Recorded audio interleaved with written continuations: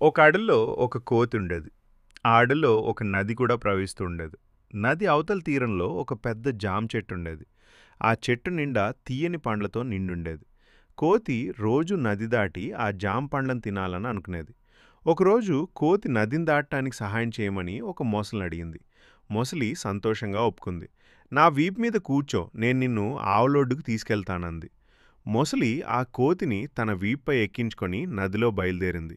కొంత దూరం వెళ్ళాక మొసలికి దురాశ పుట్టింది.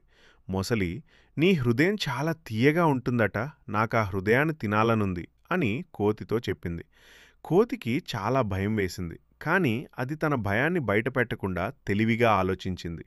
కోతి, అయ్యో, మీరు ఈ విషయం ముందే చెప్పుండాల్సింది కదా. నేను నా హృదయాన్ని చెట్టు మీదనే వదిలి వచ్చాను.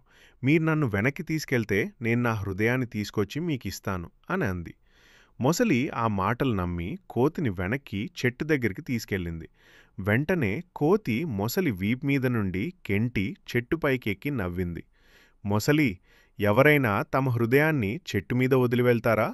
నువ్వు నన్ను మోసం చేయాలనుకున్నావు, కానీ నేను నీకంటే తెలివైన దాన్ని. మొసలి కోపాన్ని, తన తెలివితక్కువతనాన్ని తెలుసుకుని నిరాశతో వెనుదిరిగి వెళ్ళిపోయింది. తెలివైన ఆలోచన మరియు